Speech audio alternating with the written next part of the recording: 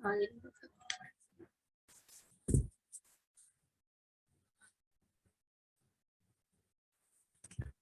चलिए ठीक है। आज का टॉपिक है हमारा MVC architecture, model view controller. Last हम लोगों ने क्लाइंट सर्वर आर्किटेक्चर पढ़ा था। ये क्लाइंट सर्वर आर्किटेक्चर था। दो तरीके के आर्किटेक्चर्स होते हैं। ये लिखा हुआ देखिए।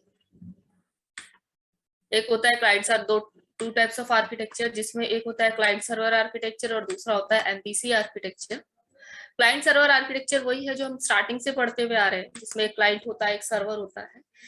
बेसिक प्रोग्रामिंग ऐप प्रोजेक्ट वगैरह आप बना देते हैं। लेकिन आजकल प्रोजेक्ट वगैरह सब एमवीसी पे बन रहा है, तो हम लोग एमवीसी भी आपके कोर्स में दे रखा है।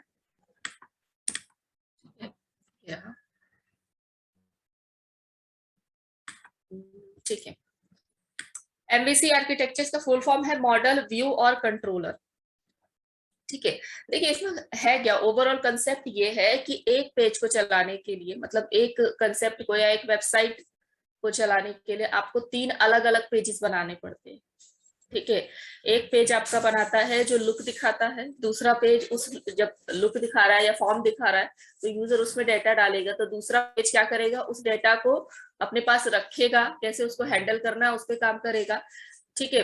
और उसके बाद एक और पेज हम बनाते हैं, मतलब तीसरा पेज हम बनाते हैं जिसमें हम सारे लॉजिक्स, मेन लॉजिक लगाते हैं, जैसे डेटाबेस कनेक्टिविटी का हो गया कि उस पेज को हमें कहाँ लेके जाना है या उस डेटा को हमें कहाँ लेके जाना है। तो कहने का मतलब ये है कि आपने एक ही काम को तीन अलग अलग, जैसे होता है ना, तीन अलग अलग पर्सनैलिटी या तीन अलग अलग अलग बंदों में डिवाइड कर दिया है। तीनों अपना अपना काम बहुत अच्छे तरीके से कर रहे हैं। वो कंसेप्ट आपका एमवीसी कहलाता है, जिसको हम बोलते हैं मॉडल व्यू और कंट्रोलर। ठीक है। तो आजकल एमवीसी आर्किटेक्चर पे ही काम हो रहा है। ठीक है। और जो है कि प्रोजेक्ट वगैरह जब भी आप बनाएंगे आगे, अभी बीसीए में तो आप क्लाइंट सर्वर मॉडल पे भी बना सकते हैं, लेकिन आगे बनाएंगे, जैसे एमसीए में 2 बार प्रोजेक्ट बनाने पड़ते हैं, तो आप एमवीसी आर्किटेक्चर से बनाइए तो काफी अच्छा रहता है प्रोजेक्ट। आजकल रियल लाइफ में भी एमवीसी आर्किटेक्चर पे ही बन रहा है प्रोजेक्ट। ठीक है। क्योंकि बहुत फ्लुएंटली, बहुत इजीली चलता है इंटरनली। ठीक है। बनाते कैसे हैं, ये काम कैसे करते हैं, इसमें पहले होता क्या है ये पूरा डिटेल पढ़ते हैं इसमें। Model view controller is architecture. Architecture is a way of designing an application that separates data access, business logic, and graphical user interface. ये देखिए, तीन अलग अलग चीजों को तीन अलग अलग पेजेस में बांट दिया। ठीक है। वो कंसेप्ट आपका एमवीसी कहलाता है। पहले क्या करते थे हम लोग, बिजनेस लॉजिक और डेटा एक्सेस एक ही में लगा देते थे, तो वो क्लाइंट सर्वर मॉडल हो जाता था। ठीक है। अभी एमवीसी आर्किटेक्चर में क्या होता है कि डेटा एक्सेस का मतलब यहाँ पर हो गया कि उस डेटा को रखना अपने पास और उस डेटा को आगे पास करना, कौन किसको चाहिए वो डेटा, उसको ले जाकर दे देना। ठीक है। तो उसको बोला गया है यहाँ पर डेटा एक्सेस। बिजनेस लॉजिक में जैसे डेटाबेस आपने कनेक्टिविटी लगा दिया या सेशन ट्रैकिंग का कंसेप्ट लगा दिया, और ग्राफिकल यूजर इंटरफेस होता है जब हम यूजर को पेज दिखाते हैं या लुक दिखाते हैं। जो हमने क्लाइंट साइड का कंसेप्ट पढ़ा है, जैसे HTML CSS डिजाइनिंग बना दी हम लोगों ने, तो वो ग्राफिकल यूजर इंटरफेस है। ठीक है। तो ये तीनों चीजें जब हम लोग अलग अलग रखते हैं, उस कंसेप्ट को हम लोग मॉडल व्यू कंट्रोलर कहते हैं। अलग अलग इसलिए रखा जाता है ताकि पेज बहुत इजीली रन हो, मतलब फ्लुएंटली रन हो सके। ठीक है। The goal is to make the application more maintainable. देखिए एमवीसी आर्किटेक्चर का गोल क्या है कि जो वेबसाइट है आपकी वो बहुत मेंटेनेबल दिखे, बहुत मेंटेनेबल बने, इसके लिए एमवीसी आर्किटेक्चर यूज किया जाता है। एमवीसी, मॉडल व्यू और कंट्रोलर, तीनों का अलग अलग एक्सप्लेनेशन कर रखा है नीचे देखिए। तो मॉडल क्या करता है, देखिए एक पेज के अंदर हम लोग जावा बीन्स ऑलरेडी पढ़ रखे हैं, वैसे यहाँ पर भी हम पढ़ेंगे। एक पेज के अंदर अगर हम लोग जावा बीन्स बनाते हैं, अगर थोड़ा बहुत याद हो, जावा बीन्स में गेटर और सेटर मेथड हुआ करते थे जो यूजर से डेटा लेते थे। ठीक है। अगर हम जावा बीन्स बना रहे हैं और उसके साथ एक ही पेज को कंट्रोल करने के लिए हम लोग जावा बीन्स बनाए, फिर हम लोग ये HTML पेज बनाए, HTML हो गया या JSP का पेज हो गया, HTML का पेज बनाया हमने या JSP का पेज बनाया, जावा सर्वर पेज जिसको बोलते हैं, JSP का पेज बनाया, क्योंकि दोनों में डिजाइनिंग हो जाती है, JSP में भी डिजाइनिंग हो जाती है। ठीक है। और तीसरा कंट्रोलर, जिसमें हम लोगों ने सर्वलेट का पेज बनाया। सर्वलेट मतलब एक ही पेज, एक ही वेबसाइट में आपने एक पेज को चलाने के लिए जेएसपी, जावाबीन्स और सर्वलेट तीनों पेजेस बनाए हैं, तो आपने एमवीसी आर्किटेक्चर पे काम किया है। ठीक है, तो पढ़ते हैं इसमें तीनों का क्या काम है। पहले बात करते हैं मॉडल। मॉडल यानी कि जावा बीन पेज बनता है हमारा। It defines the data and how it is handled. ठीक है, ये डेटा डिफाइन करता है कि भाई वो इंटीजर टाइप का है कि वो स्ट्रिंग टाइप का डेटा है। जावा बीन्स में हम यही करते हैं ना, वेरिएबल्स क्रिएट कर देते हैं, फिर गेटर मेथड बनाते हैं, फिर सेटर मेथड बनाते हैं। गेटर सेटर मेथड का काम होता है कि डेटा को पर्टिकुलर जगह पे सेट कर देना, यानी कि इनपुट लेना यूजर से, और गेटर का काम होता है यूजर को आउटपुट दिखाना। ठीक है, so it defines the data and how it is handled. The responsibility of this component is to accept user requirement and the data entered by the user and perform data necessary data related functions. ठीक है, तो view से data लिया जाएगा, user से ना view से data लिया जाएगा, वो डेटा फिर मॉडल के पास पहुंचेगा। ठीक है, मॉडल के पास पहुंचेगा, फिर वो मॉडल क्या करेगा, वो डेटा पे को रखना है या कहाँ पास करना, वो सारी चीजें दिखाया जाएगा इसमें। तो व्यू इस तरीके से काम करेगा।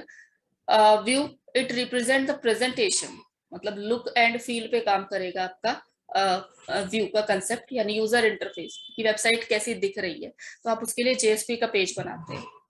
ठीक है, ये लिखा हुआ देखिए नीचे। फिर है controller. It act as an interface between you and model.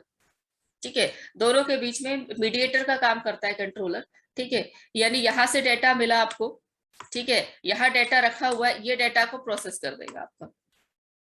ठीक है, तो ये कंसेप्ट होता है सारा मॉडल, व्यू और कंट्रोलर का। ये नीचे आर्किटेक्चर भी बना रखा है इसका। तो मॉडल तब बनता है जब हम लोग जावा बीन का पेज बनाते हैं। फिर जेएसपी का पेज बनाएंगे तो हम लोग व्यू बनाएंगे जेएसपी में। हम जेएसपी बनाइए या एचटीएमएल बनाएंगे। ठीक है, जेएसपी का पेज में हम लोग डिजाइनिंग कर सकते हैं, जैसे एचटीएमएल में डिजाइनिंग करते हैं ना, ऐसे जेएसपी में भी डिजाइनिंग कर सकते हैं। ठीक है, और फिर कंट्रोलर यानी कि सर्वलेट का पेज जब हम बनाएंगे, सर्वलेट के पेज में हम लोग पूरा लॉजिक लगाते हैं। ठीक है, तो ये कंसेप्ट होता है भैया आपका मॉडल, व्यू और कंट्रोलर का। नेक्स्ट पेज पे इसका पूरा कंसेप्ट दे रखा है, समझा रखा है कि कैसे ये काम करेगा। थोड़ा सा नेक्स्ट पेज भी एक बार देख लेते हैं। हाँ ये रहा, ठीक है।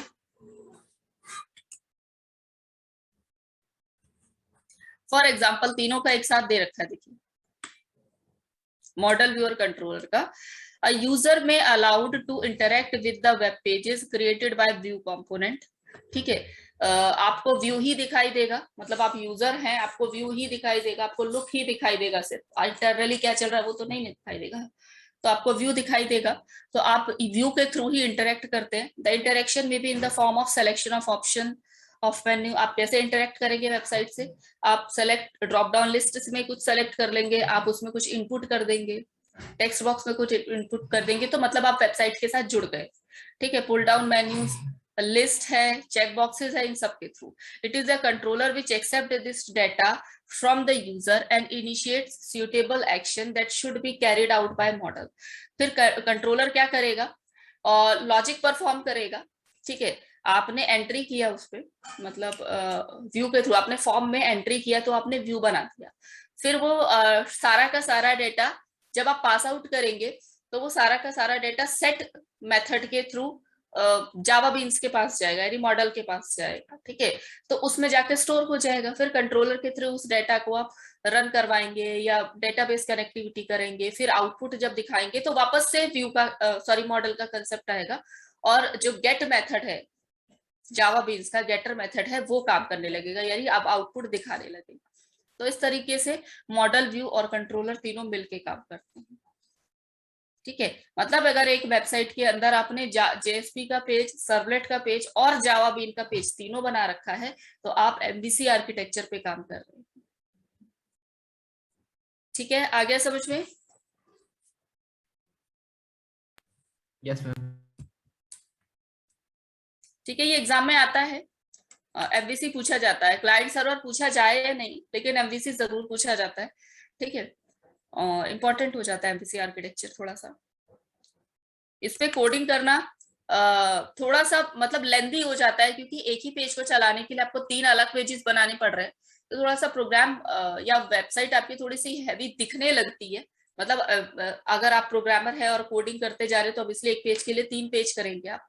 लेकिन अगर देखा जाए कि वो वेबसाइट चलती कैसे, तो वो बहुत इजीली और बहुत ही एफर्टलेसली चलती है वो वेबसाइट। ठीक है, एग्जीक्यूशन बहुत अच्छा होता है उसका, और क्योंकि डेटा हर जगह मेंटेन होकर रखा गया है, तो इसलिए एमवीसीज आजकल ज्यादा यूज हो रहे हैं। ठीक है, नेक्स्ट आते हैं इंपॉर्टेंट एचटीटीपी पे। Okay, hyper text transfer protocol, ये वही प्रोटोकॉल है जिसपे हम लोग काम करेंगे। मतलब वेबसाइट जब आप स्टार्ट करते हैं या ब्राउजर पे जब आप वेबसाइट का नाम देते हैं तो एचटीटीपी अपने आप लगा हुआ आ जाता है ना। एचटीटीपी होता है या एचटीटीपीएस होता है।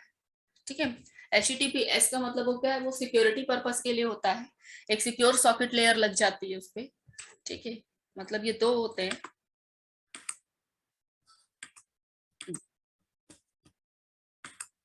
एक तो एचटीटीपी होता है, दूसरा होता है एचटीटीपीएस। इसका मतलब होता है एचटीटीपी ओवर एसएसएल। एसएसएल का मतलब होता है सिक्योर सॉकेट लेयर।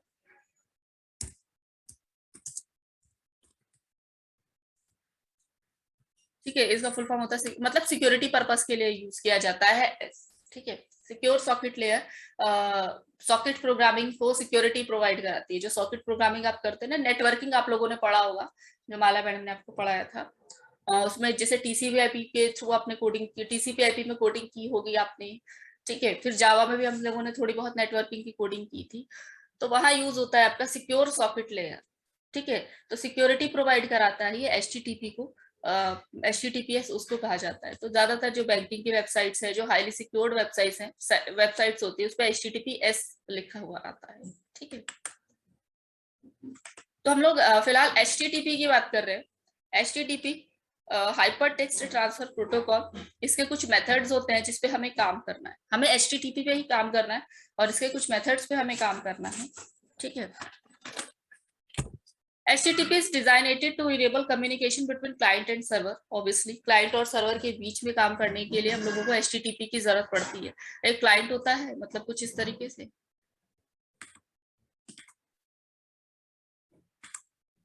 ये क्लाइंट सर्वर मॉडल हम लोग ऑलरेडी बना भी चुके हैं। ये क्लाइंट है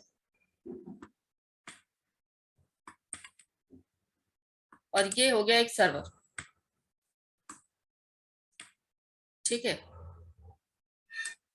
यहाँ पर एक सर्वर आ जाएगा। तो यहाँ से जब रिक्वेस्ट जाती है ना, तो वो रिक्वेस्ट HTTP ही लेके जाता है। HTTP रिक्वेस्ट,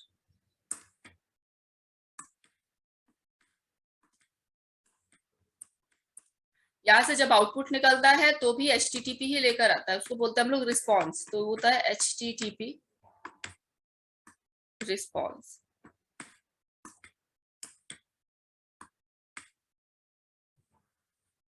यानी कि आउटपुट निकल। तो हम इसी HTTP की बात करें तो HTTP is the only protocol जो रिक्वेस्ट और रिस्पॉन्स पे काम करता है, यानी क्लाइंट और सर्वर्स के बीच में डेटा लाने और ले जाने का काम करता है। ठीक है, HTTP देखिए 3 तरीके के प्रोटोकॉल यूज होते हैं जब आप वेबसाइट पे काम करते हैं इंटरनली। एक होता है HTTP, अभी काम देख लिया हम लोगों ने HTTP का। दूसरा होता है TCP। ठीक है, TCP नेटवर्किंग या इंटरनेट दोनों के लिए यूज होता है। TCP का फुल फॉर्म होता है ट्रांसमिशन कंट्रोल प्रोटोकॉल, और ये रिलायबल डिलीवरी इंश्योर करवाता है। ठीक है, रिलायबल डिलीवरी। रिलायबल डिलीवरी का मतलब होता है कि डेटा वहां पहुंच जाएगा। ठीक है, जहां पर वो पहुंचाना चाह रहे हैं आप, वो डेटा उस जगह पहुंच जाएगा। वहीं यहाँ अगर आप यूडीपी यूज कर ले तो ये डेटा वहां नहीं पहुंचेगा। मतलब गारंटी नहीं होती है यूडीपी में, यूजर डेटाग्राम प्रोटोकॉल में गारंटी नहीं होती है कि क्या डेटा वहां पहुंचेगा या नहीं। वो गारंटी नहीं लेता, वो रिस्पॉन्सिबिलिटी नहीं लेता है यूडीपी। लेकिन टीसीपी लेता है रिस्पॉन्सिबिलिटी और कहता है कि मैं डेटा वहां पहुंचा दूं। ठीक है, तो टीसीपी का ये काम होता है। और तीसरा होता है IP, that is internet protocol, और ये एड्रेस अटैच करने का काम करता है। जब डेटा पैकेट्स में कन्वर्ट हो जाता है, छोटे छोटे पार्ट्स में कन्वर्ट हो जाता है। तो एक जगह से दूसरी जगह पे जब डेटा जा रहा होता है तो सोर्स का एड्रेस और डेस्टिनेशन का एड्रेस ये अटैच करता है, ठीक है, और इसको बोलते हैं इंटरनेट प्रोटोकॉल, ठीक है। तो ये तीनों का काम होता है। लेकिन मेन यहाँ पर देखिए एचटीटीपी का काम है, यहाँ से डेटा उठाएगा क्लाइंट से और सर्वर तक ले जाएगा, सर्वर से रिस्पॉन्स उठाएगा और फिर क्लाइंट तक वापस लाकर ब्राउजर को दे देगा, तो ब्राउजर उसको खोलकर दिखा देगा। ये वही एचटीटीपी पढ़ रहे हैं, ठीक है। तो HTTP is designated to enable communication between client and server, client और सर्वर के बीच में कम्युनिकेट करवाता है। It works as a request response protocol, देखिए इसको रिक्वेस्ट रिस्पॉन्स प्रोटोकॉल भी कहते हैं, between client and server. HTTP is a stateless protocol, ये एक मेन पॉइंट है। जब हम लोग सेशन ट्रैकिंग करेंगे ना तो यही पॉइंट पूरा समझ में आना, मतलब समझेंगे। एचटीटीपी एक स्टेटलेस प्रोटोकॉल होता है। स्टेटलेस प्रोटोकॉल का मतलब होता है प्रीवियस स्टेट्स को वो रखेगा नहीं अपने पास, या प्रीवियस रिक्वेस्ट को अपने पास नहीं रखता है। हर बार आने वाली वो रिक्वेस्ट को, हर बार आने वाली सेम क्लाइंट से आने वाली रिक्वेस्ट को वो अलग अलग अकाउंट में डाल देता है। तो एचटीटीपी ये कंसेप्ट करता है, उसको न्यू रिक्वेस्ट ट्रीट करता है। Each time user request to the server, server treats the request as a new request. यहाँ ये थोड़ी सी दिक्कत कर जाता है। तो फिर सेशन ट्रैकिंग का कंसेप्ट आया, वो आगे हम पढ़ेंगे सेशन ट्रैकिंग, ठीक है। तो फिलहाल एचटीटीपी क्या है? एचटीटीपी क्लाइंट और सर्वर के बीच में कम्युनिकेशन कराता है और रिक्वेस्ट और रिस्पॉन्स का प्रोटोकॉल होता है। इसके बाद बात करते हैं मेथड इन एचटीटीपी, कौन कौन से मेथड्स यूज होते हैं, ठीक है। 3-4 मेथड्स हैं जो यूज होते हैं, बट हम लोग तो सिर्फ 2 ही मेथड पे काम करेंगे। मतलब एक्चुअली में जब कोडिंग करते हैं या काम करते हैं तो 2 मेथड्स पे काम करते हैं। पहला मेथड है इसमें डू गेट मेथड, ठीक है। डू गेट ऐसे लिखेंगे, डू स्मॉल में, गेट कैपिटल में, ठीक है। ये मेथड होता है। It request data from specified resource, resource से डेटा को लेता है, रिक्वेस्ट करता है, उस पर काम करते हैं, ठीक है। इस पे हम कोडिंग करेंगे तो पता लगेगा क्या डिफरेंस है या कैसे काम कर रहा है डू गेट। डू गेट पे हम काम करते हैं। नेक्स्ट आता है डू पोस्ट, ये रहा next do post. It submits data to be processed to a specified resource, तो वो रिक्वेस्ट करता है और ये सबमिट कर देता है उस डेटा को। डू गेट और डू पोस्ट अगर हम देखें तो सेम ही काम करते हैं, यूजर से डेटा ले जाएंगे और आगे पहुंचा देंगे, ठीक है। ये रिक्वेस्ट और सॉरी ये डू गेट और डू पोस्ट ये दोनों काम करते हैं, ठीक है। नीचे देखिए डिफरेंस भी दे रखा है दोनों का, डू गेट और डू पोस्ट का। तो होता क्या है यहाँ पे, जब आप डू गेट से कोडिंग करते हैं तो यूआरएल पे सारा डेटा दिखाई दे रहा होता है आपका, लेकिन जब आप डू पोस्ट से कोडिंग करते हैं तो यूआरएल से सारा डेटा हट जाता है, यानी कि हाइड कर देता है यूआरएल से, वो डेटा नहीं दिखाता है। वो जब हम कोडिंग करेंगे तो मैं दोनों पे कोडिंग दिखाऊंगी, डू गेट से भी हम कोडिंग करेंगे, डू पोस्ट से भी कोडिंग करेंगे, आपको डिफरेंस सामने खुद ही दिख जाएगा, ठीक है। हम कोडिंग डू गेट पे करते हैं या फिर डू पोस्ट पे करते हैं, ठीक है।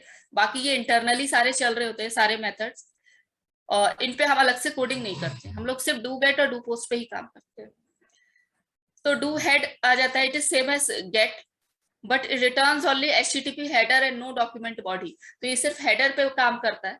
हर प्रोटोकॉल का अपना एक हेडर होता है, वो आपने पढ़ा होगा कुछ 16 बिट्स या 8 बिट्स का हर सबका हेडर होता है, ठीक है। ये नेटवर्किंग में आपने डिटेलिंग में पढ़ा होगा, ठीक है। तो टीसीपी का भी हेडर पढ़ा होगा, एचटीटीपी का भी हेडर पढ़ा होगा।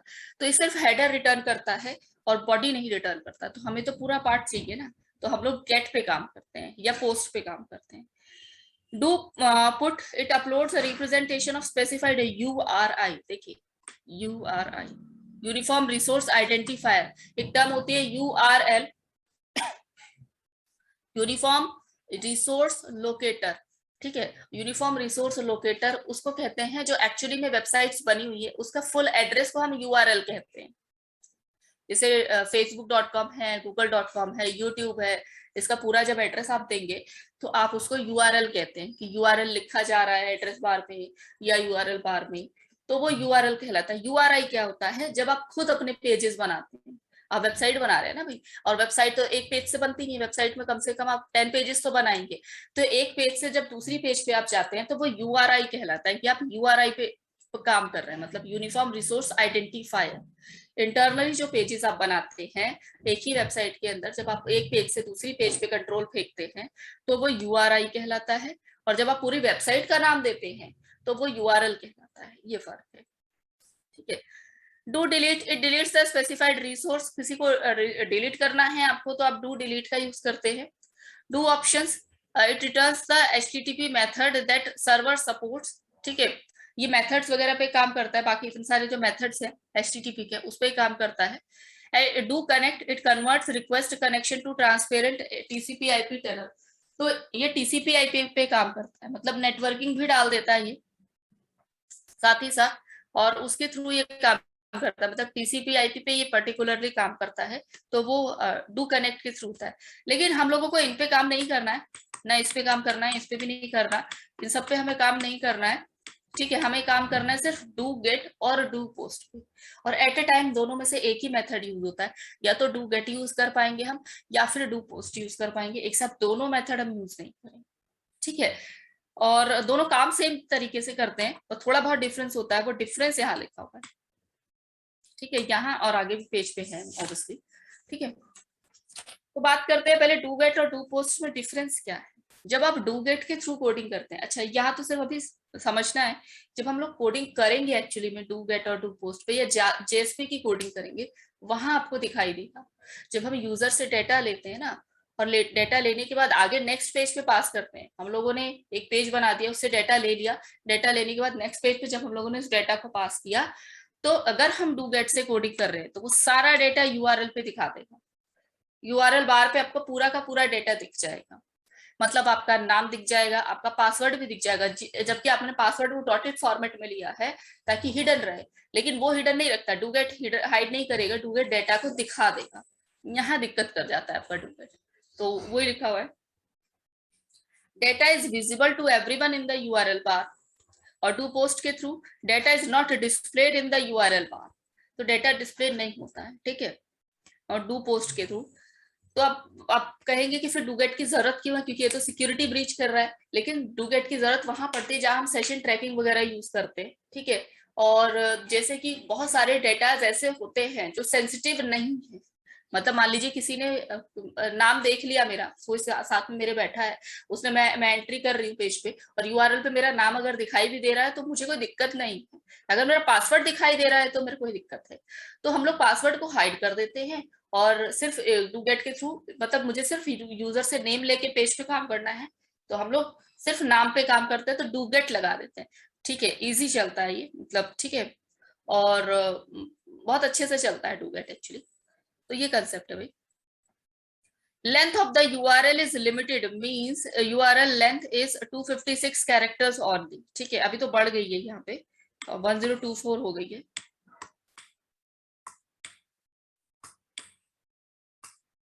तो ये इतने कैरेक्टर्स लेता है सिर्फ, और इससे ज्यादा की अगर लिमिट आती है, मतलब आपको बहुत बड़ा फॉर्म भरवाना है यूजर से, जैसे मान लीजिए आप इंटरव्यू वगैरह लेना चाहते हैं, तो उसका सेल्फ इंट्रोडक्शन आपको भरवाना है, तो बहुत सारा डेटा उसने भर दिया उसमें, तो डू गेट के थ्रू वो थोड़ा सा मुश्किल हो जाता है।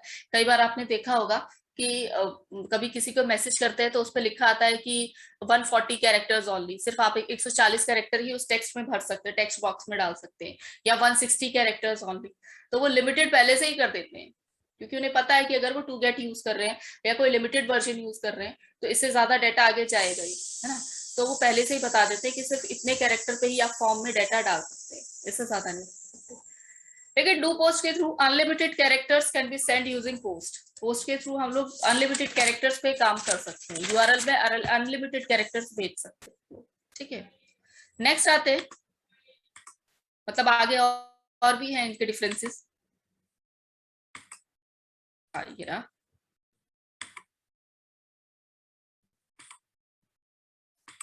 ये रहा, only ASCII characters are allowed, यानी अमेरिकन स्टैंडर्ड कैरेक्टर्स ही सिर्फ कोडिंग ही सिर्फ अलाउ करता है डूगेट।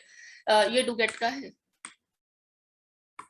और ये पोस्ट का है, ऑब्वियसली समझ गए होंगे।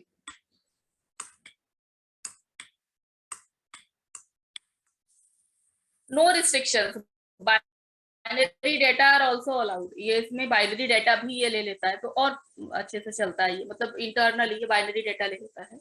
फिर है नेक्स्ट है गेट के अंदर parameter remains in the browser history, ठीक है, और क्योंकि यूआरएल पे भी दिखाता है और ब्राउजर की हिस्ट्री में भी पैरामीटर्स को ले जाके छोड़ देता है ये डू गेट के थ्रू। डू पोस्ट क्या करता है, parameter are not saved in the browser history, तो ब्राउजर की हिस्ट्री में ये नहीं सेव होते हैं अगर हम पोस्ट के थ्रू काम कर रहे हैं, ठीक है।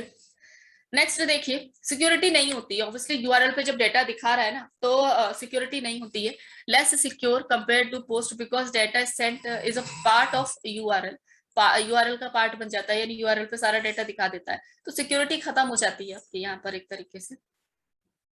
और पोस्ट क्या है, it is highly secure because the parameter are not stored in the browser history, और यूआरएल पे भी वो डेटा नहीं दिखाता है, तो इसलिए ये सिक्योर हो जाता है, ठीक है। एक और पॉइंट रह गया इसमें, होना चाहिए था, यहाँ लिखा नहीं है तो 6 करके लिख देते हैं, इसका प्रोसेसिंग फास्ट होता है, फास्ट प्रोसेसिंग,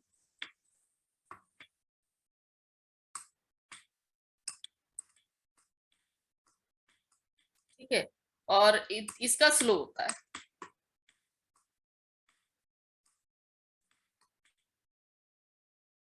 ठीक है। फास्ट किस लिए होता है, क्योंकि इसमें कैरेक्टर्स लिमिटेड होते हैं, ठीक है, इसलिए फास्ट रखता है अपनी प्रोसेसिंग को। और पोस्ट जो है उसमें प्रोसेसिंग स्लो हो जाती है क्योंकि उसके पास अनलिमिटेड कैरेक्टर्स का कंसेप्ट आता है, तो इसलिए एक मेन पॉइंट ये भी था फास्ट प्रोसेसिंग, और वो होता है आपका स्लो प्रोसेसिंग।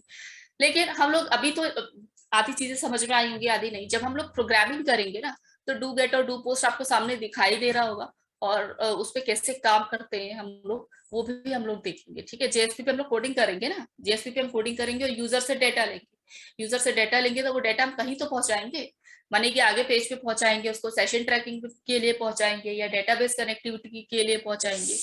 तो अगर कहीं आगे पास कर रहे हैं तो आगे पेज पे तो जा रहा है और साथ ही साथ यूआरएल पे भी तो है, तो अगर डू गेट लगा रहे हैं तो यूआरएल पे भी वो डेटा दिखा देगा, और अगर हम वो नहीं कर रहे हैं तो अगर हम पोस्ट लगा रहे हैं तो यूआरएल पे डेटा नहीं दिखाएगा, ठीक है।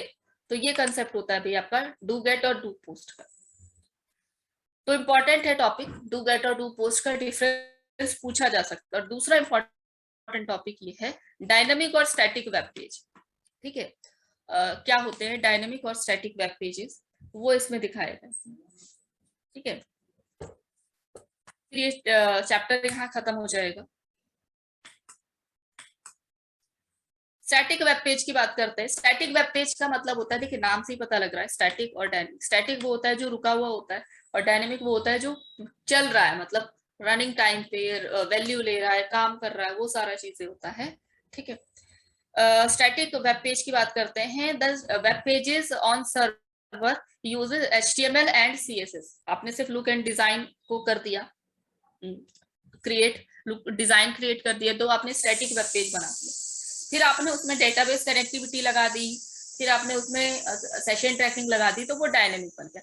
Web pages on server use language and databases, ठीक है। जब ये डेटाबेसेस वगैरह का कंसेप्ट लग गया तो आप डायनेमिक पे काम कर रहे हैं, ठीक है।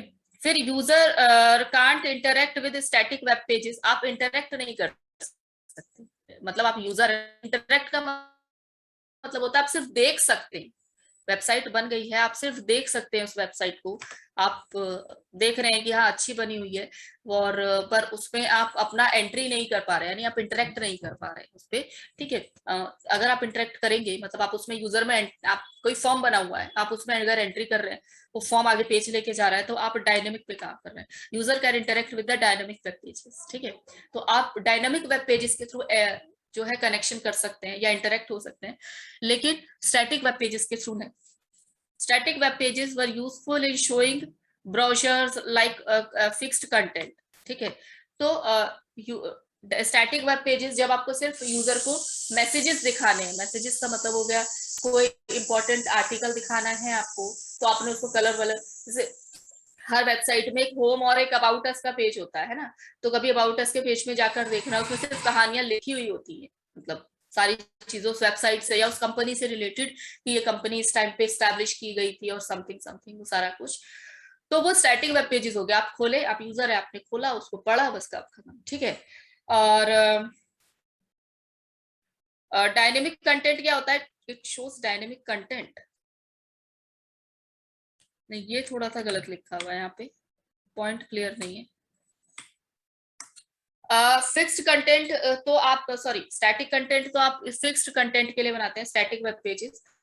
लेकिन डायनेमिक आप यूजर से इंटरेक्ट करने के लिए बनाते हैं, ठीक है, यूजर से इंटरेक्ट करने के लिए आप बनाते हैं। ये अगर आपके पास बुक होगी तो बुक में देखना, क्योंकि ये बुक का उठाकर मैंने लिखा हुआ है, या मैं देख के बता दूंगी इसमें कि यहाँ क्या लिखा था, या आधा लिखा है कि सब ऐसा कुछ। इट शोज डायनेमिक कंटेंट, आधा ही लिखा हुआ लग रहा है, ठीक है। या पता नहीं, शायद ये कहना चाह रहे हो कि जो डायनेमिक कंटेंट आप यूजर से लेते हैं उसको ये दिखाता है ये, ठीक है। तो वो हो गया आपका डायनेमिक का डायनेमिक वेबसाइट। माने डायनेमिक वेबसाइट का मतलब होता है जब आप यूजर को ले लिए अपनी वेबसाइट के अंदर और यूजर आगे आगे तक प्रोसेस करता चला जा रहा है। लेकिन स्टैटिक वेब पेजेस उसको कहते हैं जब एक ही पेज यूजर को दिख रहा है, और पहले बनती थी जो हम लोगों ने वेब 1.0 वेब 2.0 जो हम लोगों ने पढ़ा, वेब 1.0 में पेजेस बने हुए हैं, यूजर उसको रीड कर रहा है और फिर पेज को बंद कर दे रहा है, वो स्टैटिक वेब पेज कहलाता था, ठीक है। Designing and maintenance of website is very tedious, ठीक है, थोड़ा सा मतलब एक तरीके से मुश्किल टाइप का हो जाता है, हैवी हो जाता है इस पे कोडिंग करना, ठीक है, क्योंकि आप यूजर से इंटरेक्शन ले नहीं रहे हैं, यूजर से डेटा ले नहीं रहे हैं, यूजर को क्या कंटेंट दिखाना है, और फिर उसके रुकने के बाद भी, मतलब स्टैटिक वेब पेज है, रुका हुआ है, उसके बाद भी यूजर अट्रैक्ट करे आपकी वेबसाइट की तरफ, तो वो थोड़ा सा एक मेसी काम हो जाता है। और designing and maintenance of website is better, तो इसमें बेटर हो जाता है क्योंकि अब इसमें यूजर से आप इंटरेक्शन ले लिए हैं, यूजर से आप इंफॉर्मेशन ले लिए हैं, तो ऑब्वियसली वो नेक्स्ट पेज पे प्रोसीड करेगा ही करेगा, ठीक है, इंफॉर्मेशन डालने के बाद। और उसको फिर, और जब आप उसको इंटरेक्ट करेंगे, आप उससे यस और नो पूछेंगे या कोई वोटिंग करवाएंगे, तो वो और अट्रैक्ट होता चला जाएगा। तो डायनेमिक वेबसाइट्स बेटर हो जाती हैं स्टैटिक वेब पेजेस के, sorry, dynamic web pages better हो जाते हैं स्टैटिक वेब पेजेस के कंपैरिजन में। All and all static web pages वो होता है जिसमें आपने पेज बनाया, यूजर ने पढ़ा और बंद कर दिया, बस।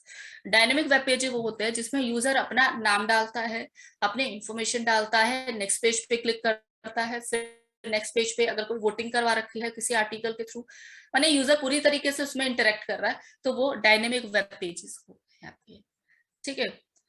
तो यहां तक था ये वाला चैप्टर आपका, यूनिट 1 यहां तक थी इसकी। अब नेक्स्ट है यूनिट 2 जिसमें JSP यानी जावा सर्वर पेजेस पढ़ाया जाए। इतने में कुछ पूछना है आप लोगों को तो पूछ लीजिए अभी, कोई डाउट है, कुछ पूछना है? कोई डाउट नहीं है। ठीक है, तो मैं आपको भेज दूंगी ये सारा आज, ठीक है। फिर नेक्स्ट क्लास में एक्चुअली हम लोग JSP स्टार्ट करेंगे। आज 2 बच्चे नहीं है, अगर उनका रह जाएगा तो मुझे दोबारा से रिपीट करना पड़ेगा, और JSP जरूरी है। ये तो थ्योरी पार्ट था, ये तो वो पढ़ के भी काम चला लेंगे, लेकिन JSP जावा सर्वर पेजेस तो समझना पड़ेगा ना भाई, ठीक है। तो यूनिट 2 से लेके यूनिट 4 तक, मतलब अब हमें JSP यानी प्रोग्रामिंग ही करना है, ओके। और मैं सारा भेज दूंगी आपको, अब मैं कोडिंग भी भेज दूंगी, मैंने अभिषेक को भेजी थी, तो जिप फाइल बनाया है मैंने जिप डाउनलोड किया है, और उसके थ्रू मिला है मुझे, मतलब 21 दिन का ट्रायल मिला है, तो ऑब्वियसली 21 दिन में जितना भेज सकते हैं भेज दूंगी मैं। तो जिप फाइल बना के मैं भेजती हूँ, आप लोग प्लीज अभी चेक करके बता देना कि पहुंचा कि नहीं, या चल रहा है कि नहीं आपसे, ठीक है। रार फाइल तो नहीं खुल पा रही है, आप रार फाइल नहीं खुल पा रही है तो जिप शायद खुल जाए, है ना। तो मैं जिप के थ्रू अभी आपको ये सारा, ये वाला भी मतलब पेज भेज देती हूँ आपको। मैम गूगल ड्राइव भी बहुत सही था। गूगल ड्राइव में सही था, लेकिन उसमें भी तो प्रोजेक्ट नहीं खुल रहा है ना बच्चे, प्रोग्रामिंग नहीं खुल रहा है ना उसमें। यस मैम, प्रोग्रामिंग नहीं खुलती। हाँ, लेकिन मैंने जिप के थ्रू प्रोग्रामिंग भेजी थी अभिषेक को, उसने बोला खुल तो चल रही है, मतलब वो फोन पे उसने चला कर देखा होगा, उसने कहा मैडम चल रहा है, प्रोग्राम एग्जीक्यूट तो हो रहा है। तो मैं आप लोगों को भेजती हूँ, आप लोग देखिए, बताइए मुझे कि चल रहा है कि नहीं, ठीक है। ओके मैम, अभी देख। ठीक है, चलिए फिर मैं आज यहीं तक रखती हूँ क्लास। 2 ओके बच्चे नहीं आए, नेक्स्ट क्लास में आएंगे, तो हम लोग JSP तब स्टार्ट करेंगे, ठीक है। आज स्टार्ट करने का फायदा नहीं, मुझे वो वापस पीछे ले जाएंगे कि मैडम पीछे से एक बार फिर मैम, समझा। नेक्स्ट क्लास कब होगी? नेक्स्ट क्लास कब होगी? फ्राइडे, मंडे मंडे को। ही होगी, हाँ मंडे को ही होगी, ओके मैम। ठीक है। मंडे हो जाएगा 2 तारीख, नहीं 1 तारीख हो जाए, हाँ मंडे को होगी मतलब अपनी क्लास। ठीक है, ओके मैम। ठीक है, तो मैं यहाँ से लॉग आउट करती हूँ, मैं सारी चीजें भेज देती हूँ, मैं ब्लॉक 1 भी भेज देती हूँ, ब्लॉक 2 भी, मतलब जितना पड़ा है ब्लॉक 2 का वो भी भेज देती हूँ। ठीक है, चलिए ठीक है, मैं यहाँ से लॉग आउट कर रही हूँ।